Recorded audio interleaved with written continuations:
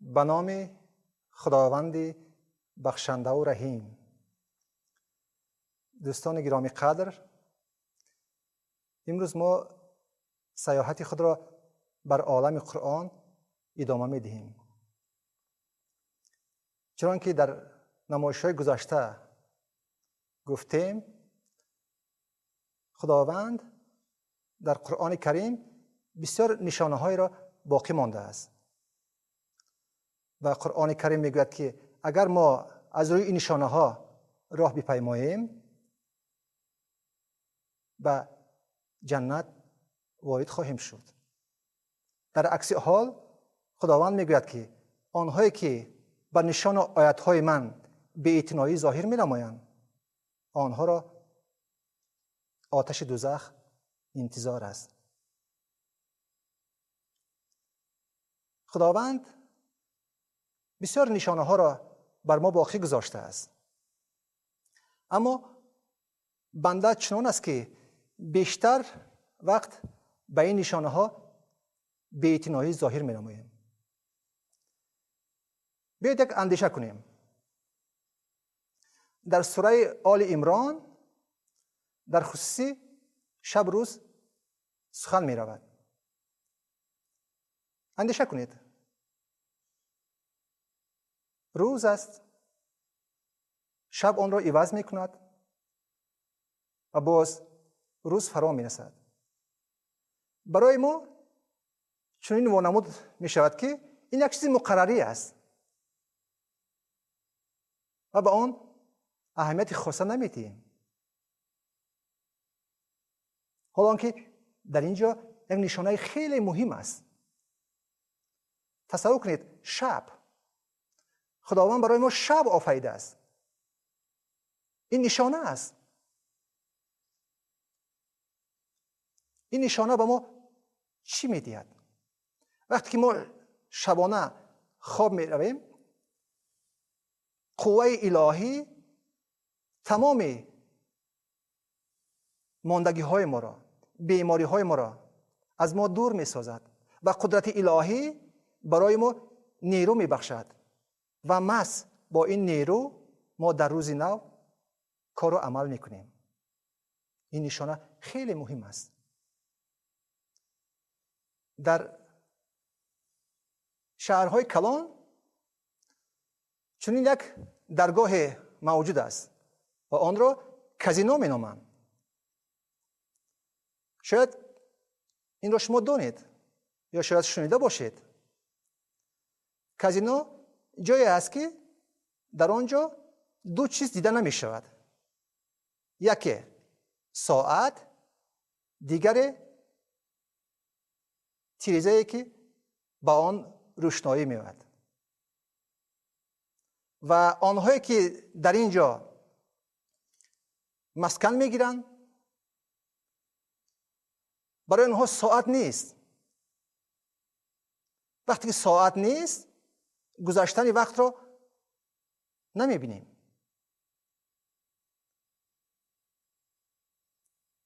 وقتی که تیریزه نیست، ما فرورسی نور آفتاب را مشاهده نمی‌کنیم و ما نمی‌فهمیم که وقت چقدر می‌گذرد.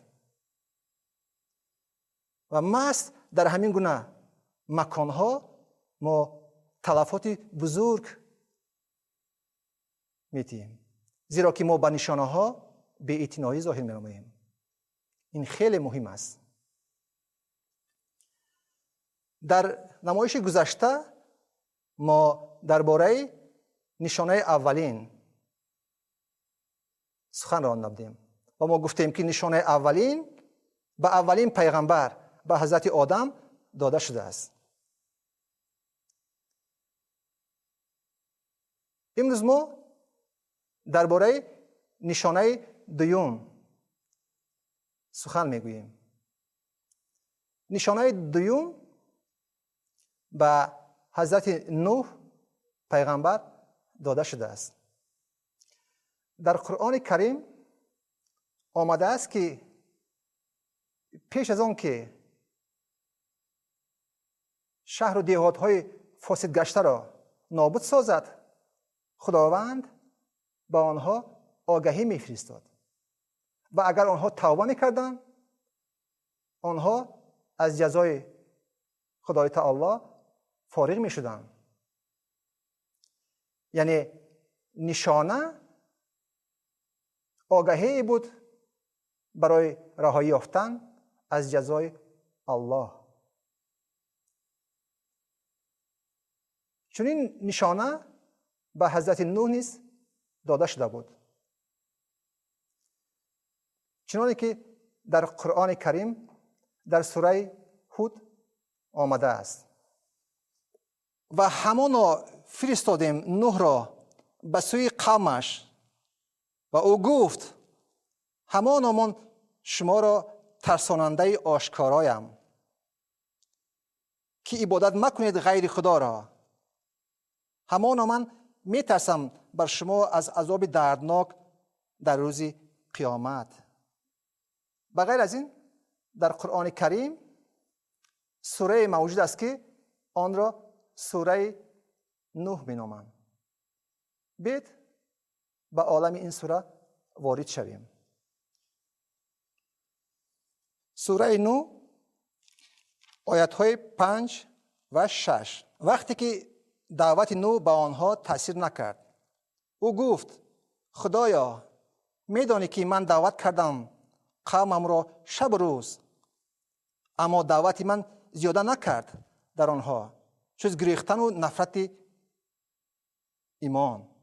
همانا من هرگاهی که دعوت کردم آنها را به راه دین، آمرزیدن توست آنها را، آنها برای سخنان مرا نشیندن در آوردن انگشتان خود را در گوشهایشان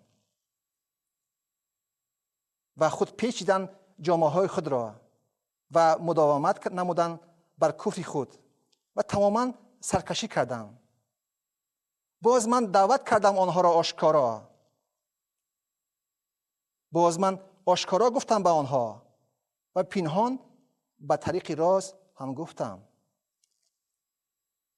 نوح پیغمبر را دعوت نمود تا اینکه به قوم خود بگوید، قوم خود را آگاه نماید، زیرا که قوم نوح به فسق و فساد داده شده بودند. کسی دست راست خود را از دست چپ فرق نمی کرد. اما وقتی که خداوند نوح را دعوت نمود، با او گفت کشتی برای خود بساز.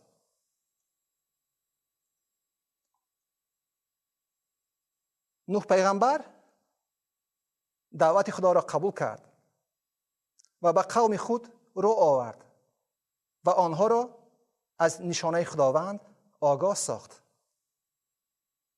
اما قوم نوح چون زمان ما از بس که به فسق و فساد داده شده بود، دعوت نوح را نپذیرفتند، او را مسخره میکردند، با او میخندیدند، او را موی سفید بیعقل میگفتند و نوح در طول 120 سال کشتی می ساخت، زیرا که خداوند به او گفته بود. او به امر خدا سر فرود آورد. خداوند به نوح چگونه نشانه عطا فرمود؟ این نشانه کشتی بود. نوح و اهل بیت او و قوم او باید کشتی می ساختند، چنانکه که خداوند به او امر فرموده بود.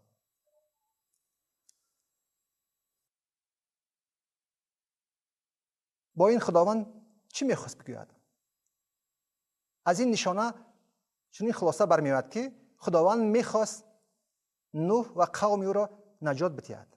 سوره یاسین آیت 41: و نشانه و عبرت از آنها را که ما برداشتیم، قوم بنی آدم را، یعنی نوح و پیروانش را، با جفت جفت از جانوران در کشتی. در قرآن کریم درباره یک کلمه می رود. به زبان عربی این رو حمل می گوید. حمل چیست؟ که به زبان تاجیکی حامله. خداوند میگه که من بر تو حامله هستم.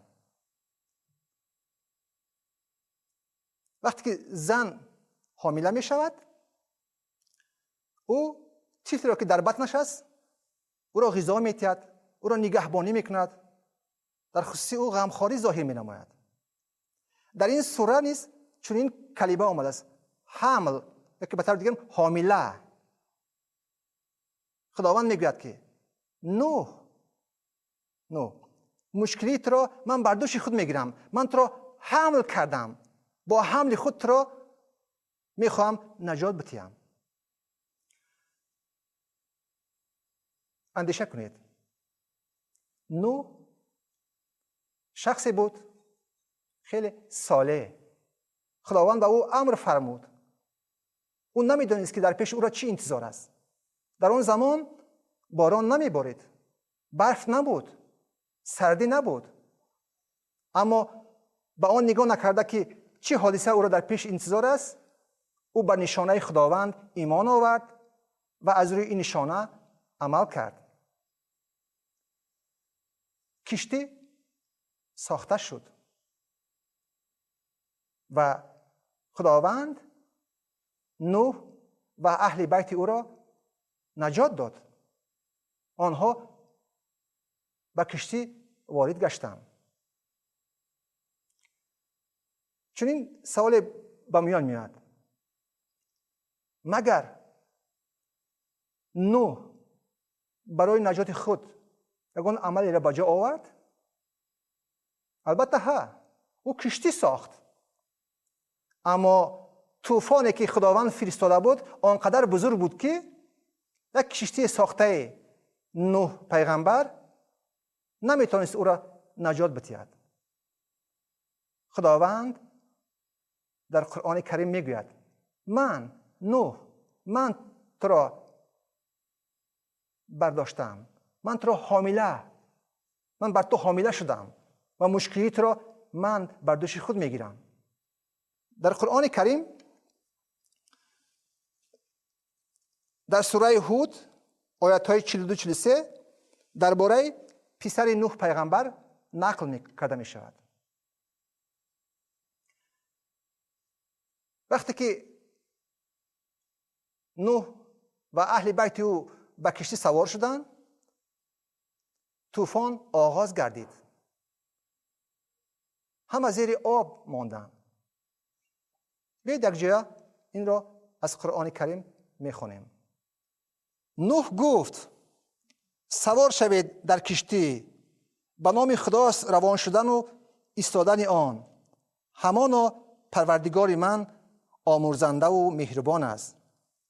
و آن کشتی میبرد آنها را در روی موج مانند کوهها.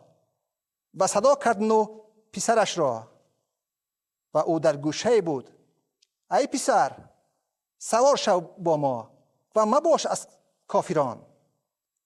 گفت پسرش پناه خواهم برد به سوی کوهی که نگه دارد مرا از غرق در آب. نوح گفت هیچ نگه دارنده نیست امروز از عذاب خدا، ولیک کسی باشد که خدا رحم کرده است. در این وقت حایل شد موج در میانشان، پس پسرش غرق شد. دوستان گرامی قدر، یک اندیشه کنید. نوح پیغمبر بود. وقتی که خداوند به او دعوت به عمل آورد، او سر فرود آورد و از روی نشانه خداوند کشتی ساخت و خداوند او را نجات داد. اما ببینید، پسر او از داخل شدن به کشتی سر پیچید. او پسر پیغمبر بود.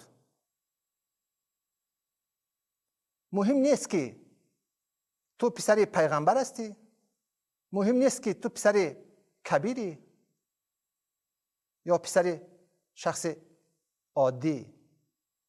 مهم اون است که تو نسبت نشانه های خداوند چگونه مناسبت میکنی. بیایید اندیشه کنیم. خداوند برای ما نشانه ها فرستاده است. از آن که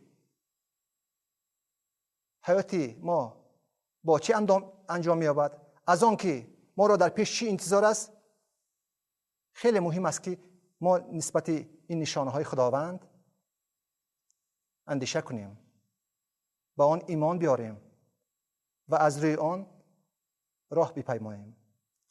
بگذار خداوند در این راه به شما راهنما باشد. آمین.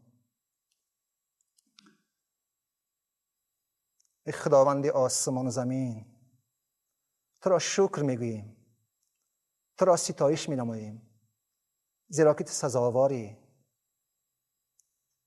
پروردگارا، سپاسگزاریم که امروز صحیفه نو حقیقت‌های خود را برای ما آشکار ساختی. در حقیقت ما محتاج راه حق تو هستیم.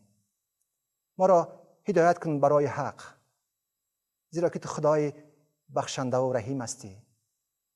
ما حیات خود را به تو میسپاریم، ما تکیه به تو میکنیم، به تو امید میبندیم. بگذار خواست تو، بگذار اراده تو در حیات ما عملی گردد. تو پیش و پیش ما برو به سوی قله مراد. آمین. دوستان گرامی قدر، ما امروز درباره نشانه دوم که به نوح پیغمبر داده شده بود نقل کردیم و این نشانه کشتی است. خداوند به ما نشانه ها میفرستد. چنانکه نوح پیغمبر از روی نشانه های خداوند عمل کرد، این برای ما یک درس عبرتی است. ما نیز به همه نشانه هایی که خداوند در قرآن کریم به ما فرستاده است باید ایمان بیاریم، باید از روی آن عمل نماییم. و اگر ما با این نشانه ها راه بپیماییم، با آن راه حقی که خداوند میخواهد ما را ببرد، انشاءالله میرسیم. بگذار در این راه خداوند به شما برکت عطا کند. تا نمایشی دیگر، خدا حافظ.